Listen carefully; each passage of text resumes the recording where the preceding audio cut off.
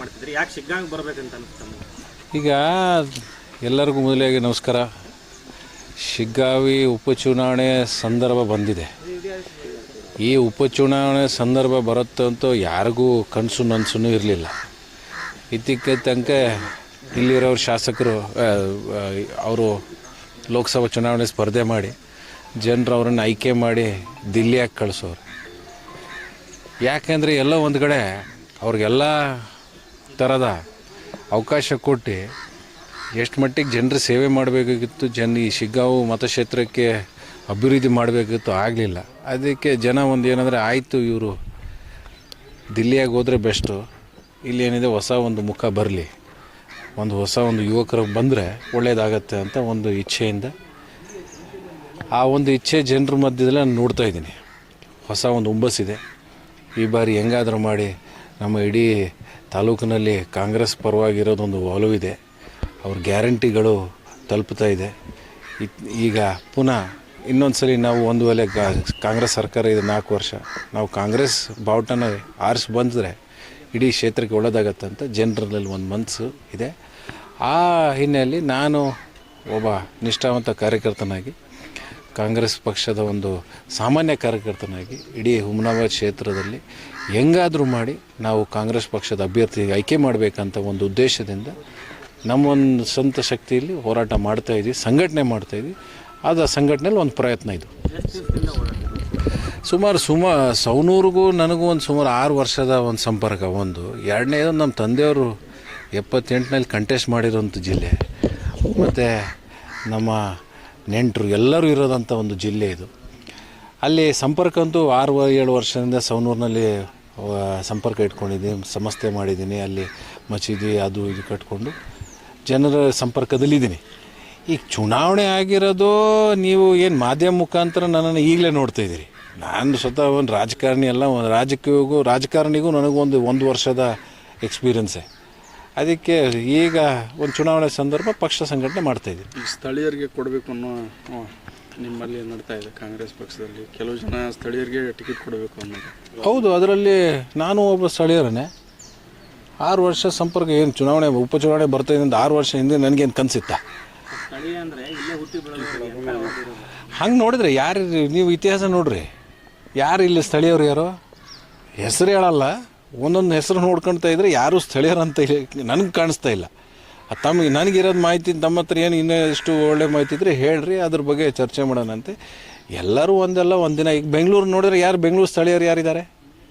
ಎಲ್ಲ ಇಡೀ ಕರ್ನಾಟಕ ರಾಜ್ಯದ ಎಲ್ಲ ಹೋಗಿ ಅಲ್ಲಿ ಸೇರ್ಪಡೆಯಾಗಿ ಬೆಂಗಳೂರು ಇವತ್ತು ಬೆಂಗಳೂರು ಮಹಾನಗರ ಆಗಿರೋದು.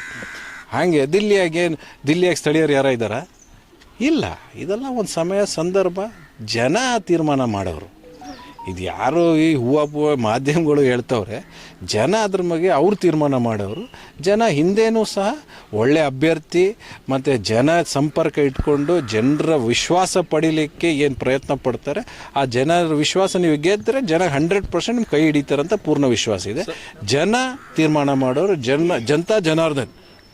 ನೀವು ಟಿಕೆಟ್ಗಾಗಿ ಯಾರನ್ನು ಡಿ.ಕೆ. ಶಿವಕುಮಾರ್, ಸಿದ್ದರಾಮಯ್ಯ ಇಲ್ಲಿಗೆ ಓಡಾಡ್ತೀರ, ಈ ಬಗ್ಗೆ ಏನು ಅವ್ರ ಗಮನಕ್ಕೆ ತಂದರೆ ಹೇಗೆ ಸರ್?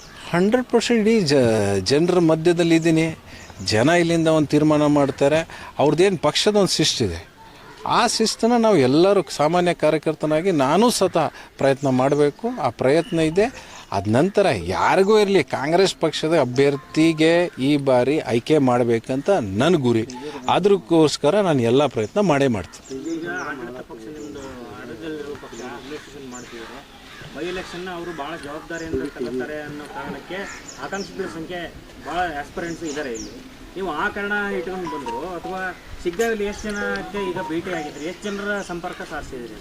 ಈಗ ನೋಡ್ತಾ ಇರಿ ನಮ್ಮ ಒಟ್ಟಿಗೆ ಯಾರಿದ್ದಾರೆ ಯಾರಿಲ್ಲ ಅಂತ. ಇಲ್ಲೇ ಎಲ್ಲ ಪರಿಚಯ ಇರೋ ಮುಖಂಡ್ರೆ ಎಲ್ಲ ನಮ್ಮ ಹಳೆಯ ಸ್ನೇಹಿತರು, ನಮ್ಮ ಪಕ್ಷದ ನಿಷ್ಠಾವಂತ ಕಾರ್ಯಕರ್ತರು, ಮತ್ತು ಒಳ್ಳೆಯ ಒಂದು ಅಭ್ಯರ್ಥಿಗೋಸ್ಕರ ಪರವಾಗಿ ಹೋರಾಟ ಮಾಡಬೇಕು. ಈ ಜಿಲ್ಲೆಗೆ, ಈ ಇಡೀ ತಾಲೂಕಿಗೆ ಒಂದು ಒಳ್ಳೆಯ ಒಂದು ನಾವು ಆಡಳಿತ ಅಂತ ಒಂದು ಯುವಕ, ಒಂದು ಒಳ್ಳೆಯ ಒಂದು ಕ್ಯಾಂಡಿಡೇಟ್ ಬರಬೇಕಂತ ಅವ್ರಿಗೂ ಒಂದು ಕನಸಿದೆ. ಆ ಹಿನ್ನೆಲೆಯಲ್ಲಿ ಎಲ್ಲರೂ ಒಟ್ಟಿಗೆ ಸೇರ್ಪಡೆ ಆಗ್ತಾಯಿದ್ದಾರೆ.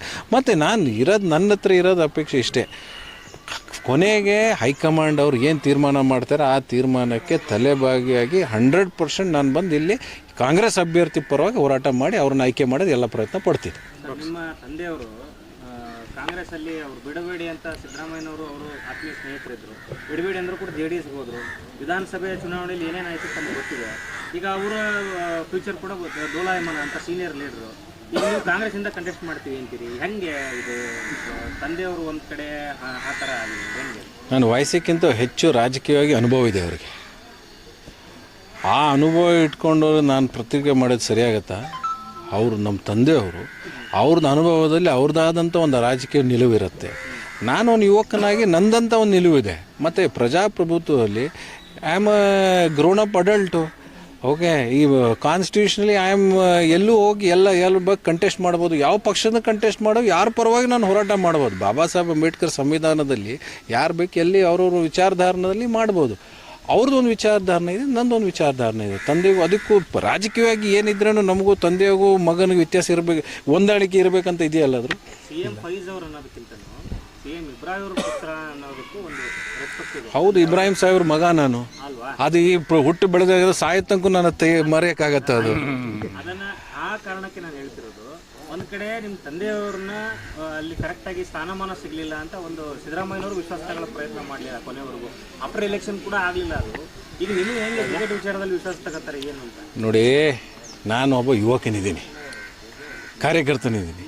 ಈಗ ಇತ್ತೀಚೆಗೆ ನನಗೊಂದು ಅವಕಾಶ ಸಿಕ್ಕಿದೆ, ಚುನಾವಣೆ ಸಂದರ್ಭ ಬಂದಿದೆ. ಇದು ಏನಾಗುತ್ತೋ ಏನಾಗಲ್ಲ ಅದಕ್ಕೆ ನನಗೇನು ಮುಖ್ಯ ಅಲ್ಲ. ಜನಸಂಪರ್ಕ ಬೆಳೆಸೋಕ್ಕೆ ನನಗೊಂದು ಅವಕಾಶ ಸಿಕ್ಕಿದೆ. ಈ ಅವಕಾಶ ನಾನು ಬಿಡೋಕ್ಕೆ ತಯಾರಿಲ್ಲ. ಅದಕ್ಕೆ ಆ ಅನುಭವ ಇಟ್ಕೊಂಡು ನಾನು ಪ್ರತಿಕ್ರಿಯೆ ಮಾಡೋದು ಸರಿಯಾಗತ್ತಾ? ಅವರು ನಮ್ಮ ತಂದೆಯವರು, ಅವ್ರದ್ದು ಅನುಭವದಲ್ಲಿ ಅವ್ರದ್ದಾದಂಥ ಒಂದು ರಾಜಕೀಯ ನಿಲುವಿರುತ್ತೆ. ನಾನು ಒಂದು ಯುವಕನಾಗಿ ನಂದಂಥ ಒಂದು ನಿಲುವಿದೆ. ಮತ್ತು ಪ್ರಜಾಪ್ರಭುತ್ವದಲ್ಲಿ I am grown up adult. Okay, ಈ ಕಾನ್ಸ್ಟಿಟ್ಯೂಷನಲಿ ಐ ಆಮ್ ಎಲ್ಲೂ ಹೋಗಿ ಎಲ್ಲ ಬಗ್ಗೆ ಕಂಟೆಸ್ಟ್ ಮಾಡ್ಬೋದು. ಯಾವ ಪಕ್ಷದ ಕಂಟೆಸ್ಟ್ ಮಾಡೋ, ಯಾರ ಪರವಾಗಿ ನಾನು ಹೋರಾಟ ಮಾಡ್ಬೋದು. ಬಾಬಾ ಸಾಹೇಬ್ ಅಂಬೇಡ್ಕರ್ ಸಂವಿಧಾನದಲ್ಲಿ ಯಾರು ಬೇಕು ಎಲ್ಲಿ ಅವ್ರವ್ರ ವಿಚಾರಧಾರಣದಲ್ಲಿ ಮಾಡ್ಬೋದು. ಅವ್ರದ್ದೊಂದು ವಿಚಾರಧಾರಣೆ ಇದೆ, ನಂದೊಂದು ವಿಚಾರಧಾರಣೆ ಇದೆ. ತಂದೆಗೂ ಅದಕ್ಕೂ ರಾಜಕೀಯವಾಗಿ ಏನಿದ್ರೂ ನಮಗೂ ತಂದೆಗೂ ಮಗನಿಗೆ ವ್ಯತ್ಯಾಸ ಇರಬೇಕು, ಹೊಂದಾಣಿಕೆ ಇರಬೇಕಂತ ಇದೆಯಲ್ಲ. ಅದ್ರ CM ಫೈಜ್ ಅವರು ಅನ್ನೋದಕ್ಕಿಂತ CM ಇಬ್ರಾಹಿಂ ಅವ್ರ ಪುತ್ರ ಅನ್ನೋದಕ್ಕೂ ಒಂದು ರೆಸ್ಪೆಕ್ಟ್ ಇದೆ. ಹೌದು, ಇಬ್ರಾಹಿಂ ಸಾಹೇಬ್ರ ಮಗ ನಾನು. ಅಲ್ವಾ? ಅದು ಈ ಹುಟ್ಟು ಬೆಳೆದಾಗ ಸಾಯತಂಕು ನನ್ನ ಮರೆಯೋಕ್ಕಾಗತ್ತೆ ಅದು. ಅದನ್ನ ಆ ಕಾರಣಕ್ಕೆ ನಾನು ಹೇಳ್ತಿರೋದು, ಒಂದ್ ಕಡೆ ನಿಮ್ಮ ತಂದೆಯವ್ರನ್ನ ಅಲ್ಲಿ ಕರೆಕ್ಟಾಗಿ ಸ್ಥಾನಮಾನ ಸಿಗಲಿಲ್ಲ ಅಂತ ಒಂದು ಸಿದ್ದರಾಮಯ್ಯನವರು ವಿಶ್ವಾಸ ತಗೊಳ್ಳೋ ಪ್ರಯತ್ನ ಮಾಡಲಿಲ್ಲ ಕೊನೆವರೆಗೂ. ಆಫ್ಟರ್ ಎಲೆಕ್ಷನ್ ಕೂಡ ಆಗಲಿಲ್ಲ ಅದು. ಈಗ ನಿಮಗೆ ಹೆಂಗೆ ಕ್ರಿಕೆಟ್ ವಿಚಾರದಲ್ಲಿ ವಿಶ್ವಾಸ ತಗೋತಾರೆ ಏನು ಅಂತ? ನೋಡಿ, ನಾನು ಒಬ್ಬ ಯುವಕನಿದ್ದೀನಿ, ಕಾರ್ಯಕರ್ತನಿದ್ದೀನಿ. ಈಗ ಇತ್ತೀಚೆಗೆ ನನಗೊಂದು ಅವಕಾಶ ಸಿಕ್ಕಿದೆ, ಚುನಾವಣೆ ಸಂದರ್ಭ ಬಂದಿದೆ. ಇದು ಏನಾಗುತ್ತೋ ಏನಾಗಲ್ಲ ಅದಕ್ಕೆ ನನಗೇನು ಮುಖ್ಯ ಅಲ್ಲ. ಜನಸಂಪರ್ಕ ಬೆಳೆಸೋಕ್ಕೆ ನನಗೊಂದು ಅವಕಾಶ ಸಿಕ್ಕಿದೆ. ಈ ಅವಕಾಶ ನಾನು ಬಿಡೋಕ್ಕೆ ತಯಾರಿಲ್ಲ. ಅದಕ್ಕೆ